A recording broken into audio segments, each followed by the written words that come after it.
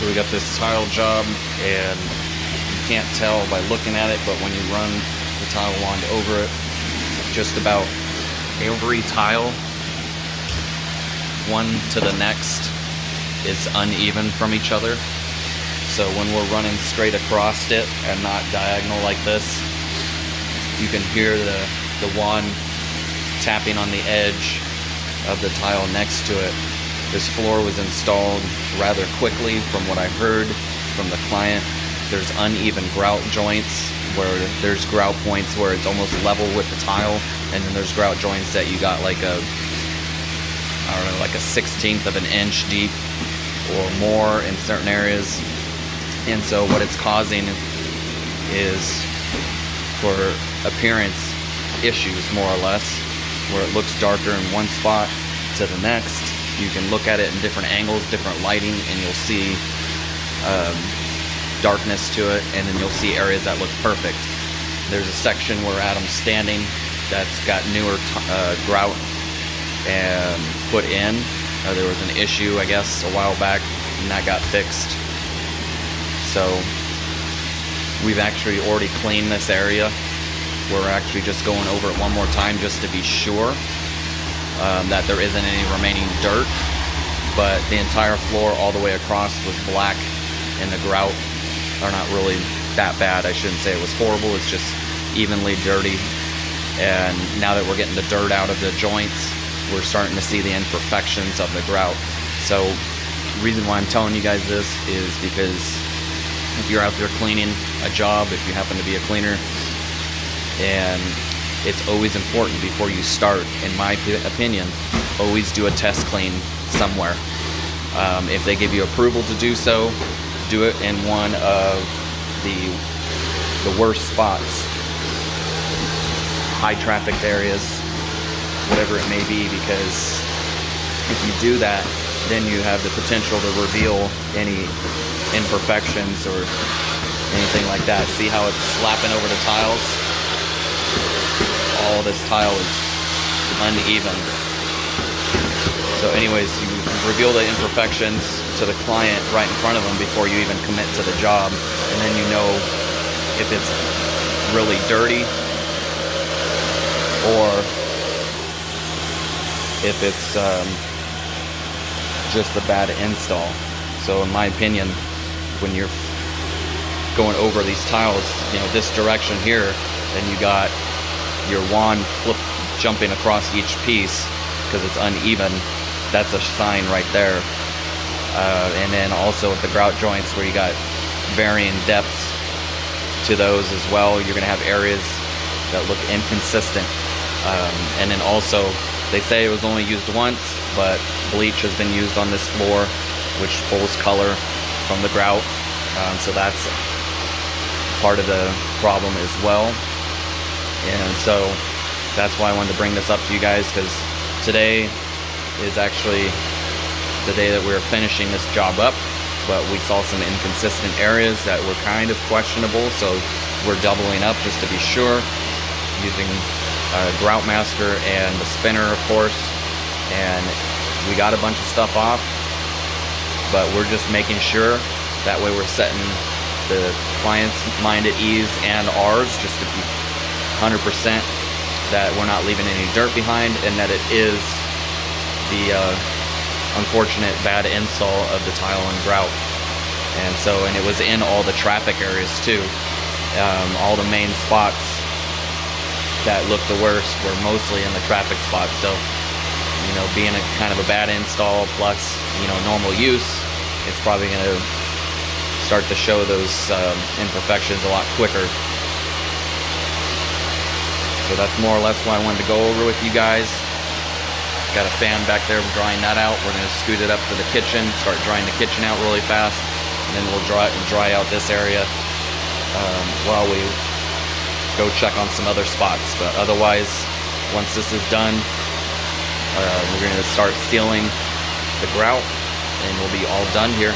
But just wanted to show you guys this, so you can kind of get some perspective on what we run into and why I always pre-qualify tile jobs before I start them, because there's a good chance that you can run into a headache. And if I didn't explain all this stuff up front and just went in and started cleaning, there's a good chance I'd be eating this job and not making any money.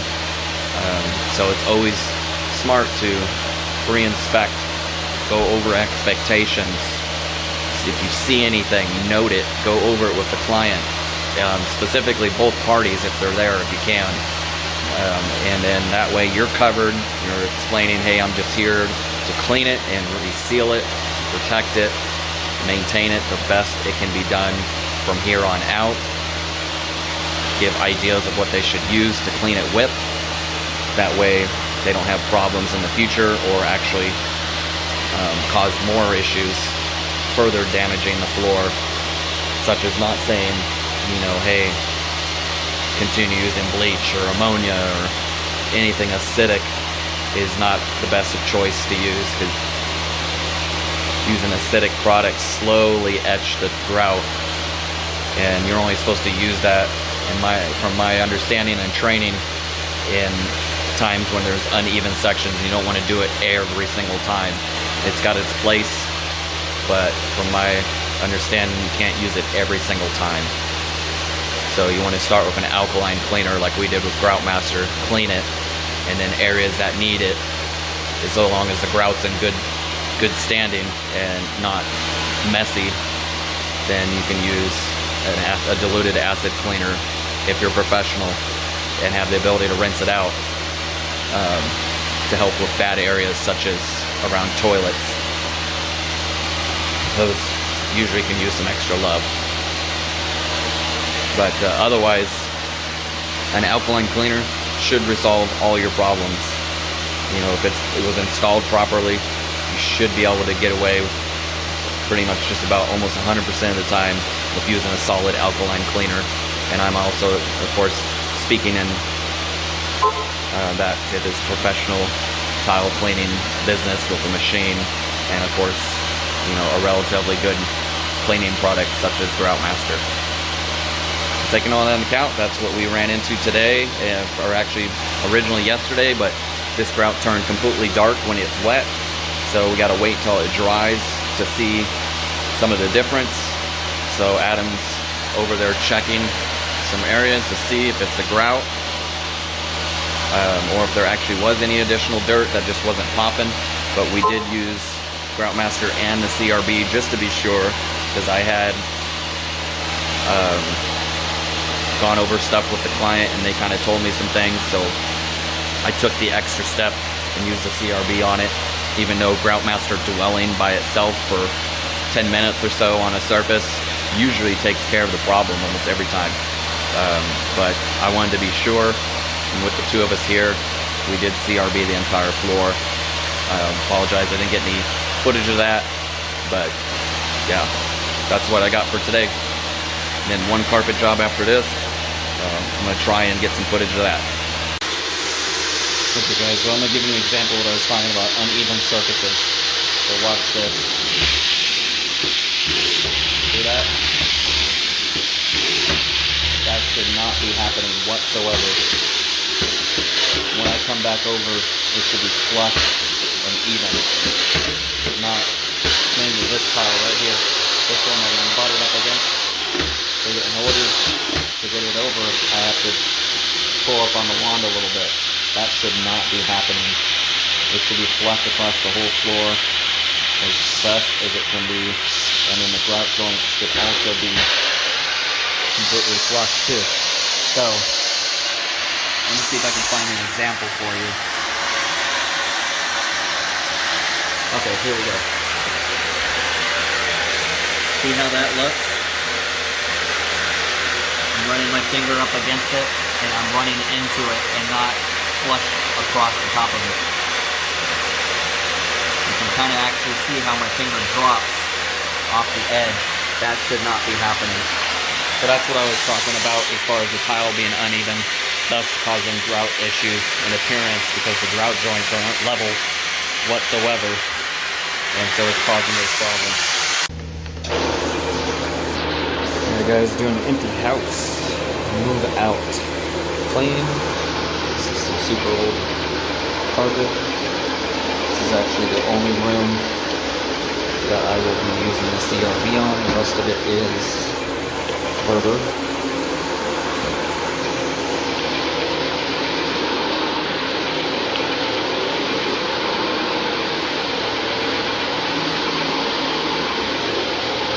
Those who are wondering, this is the slower time for the cleaning industry when it comes to carpets and whatnot. So there may be a little slowdown in videos. It's normal. Notice this the past basically 12 years now.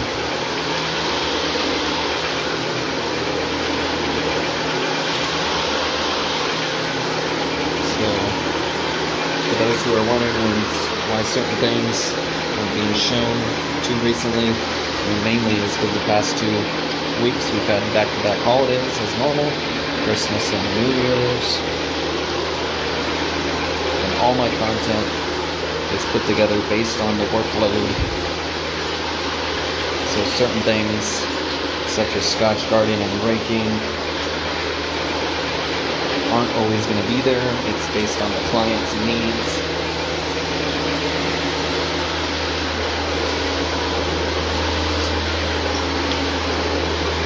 But as far as the cleaning style goes, you can expect to see pretty much all the normal stuff here and there. Now when Adam and I are working together, we have a flow of how we do things.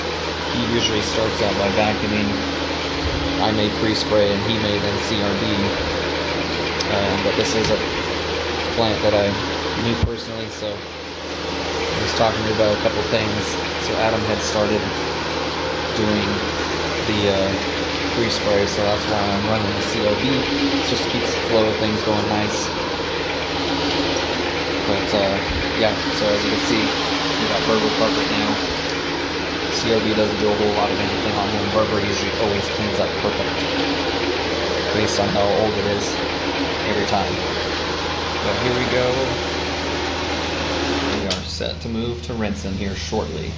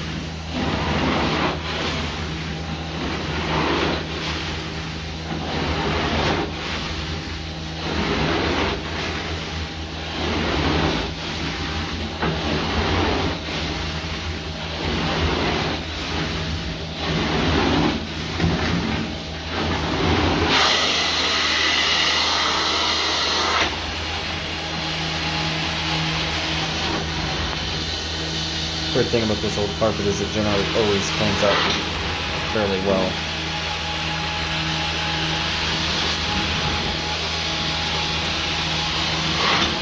Every once in a while we get this, and it usually always is in a rental, but it has a tendency to clean up pretty well outside of the normal wear being there, but constantly see improvements on this type of carpet.